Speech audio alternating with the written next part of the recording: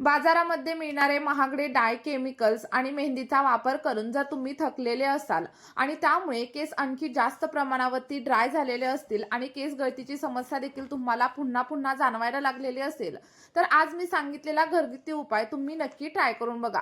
कारण यामुळे तुमचे पांढरे झालेले केसच फक्त काळे होणार नाही, तर तुमच्या केसांची गळती देखील थांबणार आहे आणि त्यासोबतच केसांवरती एक नैसर्गिक चमक येईल, केस घनदाट होण्यासाठी सुरुवात होईल. माझे देखील केस पहिल्यांदा खूप जास्त पातळ वाटायचे आणि हेअरफॉलची समस्या देखील मला जाणवत होती आणि त्यासोबतच थोड्याशा प्रमाणावरती केस पांढरे होण्यासाठी देखील सुरुवात झालेली होती. पण जेव्हापासून हा घरगुती उपाय मी केसांवरती अप्लाय करायला सुरुवात केलेली आहे, तेव्हापासून या सगळ्या काही समस्या अगदी जवळजवळ 90% कमी झालेल्या आहेत. तर तुम्हाला देखील असेच रिझल्ट हवे असतील तर आपला हा व्हिडिओ शेवटपर्यंत नक्की बघा आणि व्हिडिओ तुम्ही नक्की कुठून पाहताय कमेंटमध्ये सांगायला अजिबात विसरू नका. बघा, आजची ही रेमेडी बनवण्यासाठी इथे सगळ्यात पहिल्यांदा आपल्याला कलौंजीचा वापर करायचा आहे.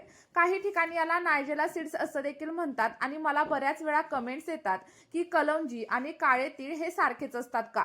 तर असं अजिबात नाहीये. कलौंजी म्हणजे कांद्याच्या बिया असतात आणि काळे तीळ हे वेगळे असतात.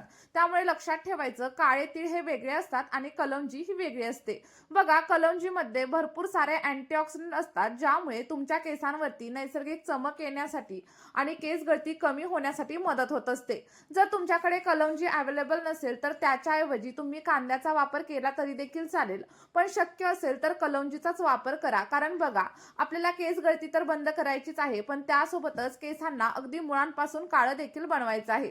आता बघा, रेमेडी बनवण्यासाठी इथे तुम्हाला जाड बुडाच्या भांड्याचा वापर करायचा आहे. फक्त एकच गोष्ट लक्षात ठेवायची, ॲल्युमिनियमच्या भांड्याचा वापर अजिबात करायचा नाही. हवं असेल तर तुम्ही इथं लोखंडाचं भांडं किंवा मग स्टीलचं भांडं देखील नक्कीच वापरू शकता. भांडं घेतल्यानंतर त्यामध्ये साधारणतः एक मोठा चमचा एवढी कलौंजी आपल्याला ऍड करायची आहे. जर तुमच्याकडे छोटा चमचा असेल तर 2 चमचे कलौंजी तुम्हाला इथं घ्यायची आहे. बघा, कलौंजी घेतल्यानंतर इथे दुसरा आणि महत्त्वाचा असा घटक देखील आपण घेणार आहे आणि ते म्हणजे लवंगा. कारण बघा, बऱ्याच वेळा आता पावसाळ्याचे दिवस चालू आहेत आणि त्यामुळे आपल्याला केसांमध्ये कोंड्याची समस्या जाणवते किंवा मग फंगल इन्फेक्शन वगैरे होण्याची शक्यता असते आणि त्यामुळेच आजच्या या रेमेडीमध्ये आपण लवंगाचा देखील वापर करणार आहे. कारण लवंगांमध्ये युजेनल नावाचा एक कंपाऊंड असतो, ज्यामुळे केसांमधील इचिंगची समस्या असू द्या किंवा मग फंगल इन्फेक्शनची समस्या असू द्या, या सगळ्या काही समस्या अगदी मुळापासून कमी होण्यासाठी मदत होते आणि त्यासोबतच लवंगाचा वापर केल्यानंतर आपल्या केसांची वाढ देखील होण्यासाठी सुरुवात होत असते. इथे बघा, तुम्हाला फुलं असलेल्या लवंगांचा वापर करायचा आहे. साधारणतः 5 ते 6 एवढ्या लवंगा तुम्हाला या रेमेडीसाठी घ्यायच्या आहेत. लवंगा ऍड केल्याच्या नंतर सगळ्यात शेवटी इथे अतिशय महत्त्वाचा असा घटक मी घेणार आहे आणि ती म्हणजे चहापत्ती. बघा, तुमच्या घरामध्ये जी कोणती चहापत्ती अवेलेबल असेल तिचा वापर तुम्ही या रेमेडीसाठी नक्की करू शकता. मी असं एखादा पर्टिक्युलर ब्रँडचं वगैरे नाव तुम्हाला अजिबात सांगणार नाहीये. फक्त चहापत्तीचा वापर करताना एकच गोष्ट लक्षात ठेवायची, त्यामध्ये कोणत्याही प्रकारचा फ्लेवर वगैरे असायला नको. इथे तुम्ही बघू शकता, मी अगदी साधी चहापत्ती घेतलेली आहे आणि ही चहापत्ती आपल्या केसांसाठी एखाद्या वरदानासारखं काम करत असते. बघा, चहापत्ती जेवढी आपल्या आरोग्यासाठी हानिकारक असते तेवढीच आपल्या केसांसाठी मात्र ती फायदेशीर असते. याच्या वापरामुळे तुमचे केस अगदी सिल्की, स्मूथ आणि चमकदार बनण्यासाठी मदत होणार आहे. आता बघा, सगळ्यात शेवटी आपल्याला साधारणतः 1 ग्लास म्हणजे 100 ते 150 ml एवढं फिल्टर केलेलं पाणी देखील याच्यामध्ये ऍड करायचंय. लक्षात ठेवा, इथे फिल्टर केलेल्या पाण्याचा वापर करा आणि जर तुमच्याकडे फिल्टर केलेलं पाणी अवेलेबल नसेल तर तुम्ही पिण्यासाठी जे पाणी वापरत असाल ते पाणी घेतलं तरी देखील चालेल. आता बघा, या सगळ्या काही गोष्टी आपण गॅसवरती उकळण्यासाठी ठेवून दिलेल्या आहेत आणि तोपर्यंत अतिशय महत्त्वाचा असा घटक मी इथे तुम्हाला सांगणार आहे, ज्यामुळे तुमच्या पांढऱ्या केसांची समस्या जवळजवळ 90% कमी होणार आहे. इथे तुम्ही बघू शकता, मी कढीपत्त्याचा वापर करणार आहे आणि तुम्हाला तर माहीतच असेल की कढीपत्त्यामध्ये बीटा कॅरोटीन आणि सोबतच अँटीऑक्सिडंट नावाचे भरपूर घटक असतात, ज्यामुळे तुमच्या पांढऱ्या केसांची समस्या कमी होते आणि केसांची मुळं अगदी स्ट्रॉंग होण्यासाठी देखील मदत होत असते. मी तर तुम्हाला सांगेल की रोज सकाळी उठल्यानंतर 4 ते 5 कढीपत्त्याची पानं चावून नक्की खा. कारण यामुळे तुमची केस गळतीची समस्या असू दे किंवा मग पांढऱ्या केसांची समस्या असू दे, सगळ्या काही समस्या अगदी मुळांपासून कमी होण्यासाठी मदत होणार आहे. बघा इथे तुम्ही बघू शकता आपण गरम होण्यासाठी पाणी ठेवलं होतं आणि ते देखील आता व्यवस्थित अशी उकळायला सुरुवात झालीये. साधारणतः 1 ते 2 मिनिटं पाणी व्यवस्थित असं उकळू द्यायचं आणि जेणेकरून काय होईल आपला चहापत्ती, कलौंजी आणि सोबतच लवंगांमधील पोषक तत्व आपल्या पाण्यामध्ये उतरले पाहिजेत. आणि पाणी व्यवस्थित असं 1 ते 2 मिनिटांसाठी बॉईल झाल्यानंतर आपण जो काही कढीपत्ता घेतलेला होता तर तो देखील याच्यामध्ये ऍड करायचा आहे. बघा तुम्ही पाहिलेलं असेल की साऊथ इंडियन महिलांचे केस हे खूप जास्त लांब, घनदाट आणि काळेभोर असतात. तर त्या महिला त्यांच्या केसांवरती कढीपत्त्याचा वापर जास्तीत जास्त प्रमाणावरती करत असतात. तुम्ही देखील अगदी कढीपत्त्याचं तेल बनवून किंवा मग कढीपत्त्यापासून हेअर पॅक बनवून देखील तुमच्या केसांवरती नक्कीच अप्लाय करू शकता. आणि बघा आपल्या आजच्या या रेमेडीची सर्वात खास गोष्ट म्हणजे आपण याच्यामध्ये कोणत्याही प्रकारचं केमिकल असू द्या किंवा मग प्रिझर्वेटिव्ह असू द्या कशाचाही वापर केलेला नाहीये. त्यामुळे ही रेमेडी तुम्ही अगदी लहान मुलांपासून ते मोठ्या लोकांपर्यंत सगळ्यांसाठी वापरू शकता आणि याचे रिझल्ट तुम्हाला अगदी 2 ते 3 वापरामध्येच दिसायला लागतील. त्यामुळे माझ्या सांगण्यावरून एकदा तरी हे सिरम तुम्ही तुमच्या केसांवरती नक्की अप्लाय करून बघा आणि त्यानंतर तुम्हाला जे काही रिझल्ट भेटतील ते कमेंटमध्ये शेअर करायला अजिबात विसरू नका. आणि चॅनलवरती जर तुम्ही नवीन असाल तर लगेचच चॅनलला सबस्क्राईब करा, कारण अशाच नवनवीन रेमेडीज मी तुमच्यासाठी दररोज घेऊन येत असते. आणि तुम्ही आपला हा महत्त्वपूर्ण असा व्हिडिओ नक्की कोणत्या गावामधून किंवा कोणत्या शहरामधून पाहताय कमेंटमध्ये सांगायला अजिबात विसरू नका, जेणेकरून मला देखील समजेल की माझे व्हिडिओ नक्की कुठपर्यंत पोहोचत आहेत. आता बघा हे सगळं काही पाणी आपल्याला साधारणतः 10 मिनिटांसाठी किंवा मग 12 मिनिटांसाठी अगदी लो फ्लेमवरती किंवा मग मीडियम फ्लेमवरती बॉईल करून घ्यायचे.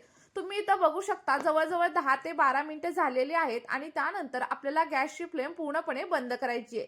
गॅस बंद केल्यानंतर हे सिरम तुम्ही थंड होण्यासाठी असंच ठेवून देऊ शकता किंवा मग माझ्याप्रमाणे गरम असताना देखील गाळून घेऊ शकता. फक्त एकच गोष्ट लक्षात ठेवायची, सिरम जेव्हा पण तुम्हाला केसांवरती अप्लाय करायचं असेल तेव्हा पूर्णपणे थंड करायचं आणि त्यानंतरच केसांवरती अप्लाय करायचं. कारण बघा जेव्हा गरम गोष्टींचा वापर आपण केसांवरती करत असतो तेव्हा आपले केस खूप जास्त प्रमाणावरती ड्राय होतात, केसांमध्ये सतत गुंता होतो आणि त्यासोबतच तुम्हाला स्प्लिट एंडची वगैरे समस्या देखील जाणवायला लागत असेल. आणि त्यामुळेच इथे मी तुम्हाला सांगते की कोणतीही गोष्ट केसांवरती अप्लाय करताना पहिल्यांदा पूर्णपणे थंड करायची आणि त्यानंतरच केसांवरती अप्लाय करायची. बघा इथे तुम्ही बघू शकता अगदी 100% नॅचरल असं सिरम आपलं रेडी झाले. तुम्ही याला टोनर देखील नक्की म्हणू शकता आणि याचा वापर तुम्ही 2 ते 3 वेगवेगळ्या प्रकारे केसांवरती नक्कीच करू शकता. बघा यामधील काही पद्धती आज मी तुमच्यासोबत शेअर करणार आहे. तुम्हाला जी कोणती पद्धत योग्य वाटेल तिचा वापर तुम्ही करू शकता.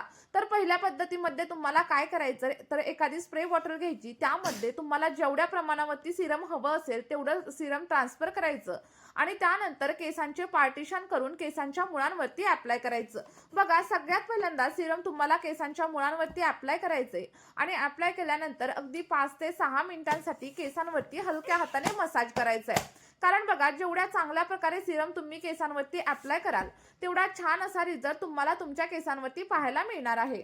आणि बघा जर तुमच्याकडे स्प्रे बॉटल नसेल तर डिस्क्रिप्शन बॉक्समध्ये मी तुम्हाला लिंक प्रोव्हाइड करते, तुम्ही तिथून परचेस करू शकता किंवा मग एखाद्या कॉटन बॉलच्या सहाय्याने देखील हे सिरम केसांवरती अप्लाय करू शकता.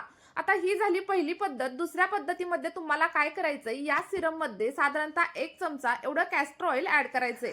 कारण बघा जर तुम्हाला एक्स्ट्रीम लेवलचा हेअरफॉल होत असेल आणि असं वाटत असेल की आता टक्कल वगैरे पडतंय की काय, तर तेव्हा तुम्ही कॅस्टर ऑइलचा वापर नक्की करा. आणि बघा कॅस्टर ऑइल हे थोडंसं थिक आणि चिकट असतं, त्यामुळे डायरेक्टली केसांवरती अजिबात अप्लाय करू नका. तर मी सांगितलेल्या पद्धतीने साधारणतः 1 चमचा एवढं कॅस्टर ऑइल आपल्या या सिरम मध्ये ऍड करा आणि त्यानंतर अगदी 1 ते 2 मिनिटांसाठी व्यवस्थित असं मिक्स करून घ्या. आणि मिक्स केल्यानंतर हे रेडी झालेलं सिरम अंघोळीच्या किंवा मग केस धुण्याच्या फक्त अर्धा तास अगोदरच तुम्हाला तुमच्या केसांवरती अप्लाय करायचे. बघा व्यवस्थित अप्लाय करा आणि त्यानंतर अर्धा किंवा मग 1 तासाने तुम्ही हेअर वॉश करू शकता. आता लक्षात ठेवा हेअर वॉश करताना देखील काही टिप्स तुम्हाला फॉलो करायच्या आहेत. हेअर वॉश करताना जास्त गरम पाण्याचा वापर करायचा नाहीये आणि त्यासोबतच जेव्हा तुम्ही केसांवरती शॅम्पू अप्लाय करता तेव्हा शॅम्पू डायरेक्टली केसांवरती अजिबात अप्लाय करायचा नाही, तर थोड्याशा पाण्यामध्ये शॅम्पू डायल्यूट करायचा आणि त्यानंतरच केसांवरती अप्लाय करायचा. बघा मी सांगितलेल्या पद्धतीने हे सिरम आठवड्यातून फक्त 2 वेळा जर तुम्ही तुम्ही केसांवरती अप्लाय करायला सुरुवात केली आणि सलग 2 ते 3 महिना जर या सिरमचा केसांवरती वापर केला, तर त्यानंतर तुमची कोंड्याची समस्या असू दे, इचिंगची समस्या असू दे किंवा मग केस गळतीची समस्या असू दे, सगळ्या काही समस्या हळूहळू कमी होण्यासाठी तुम्हाला मदत होणार आहे.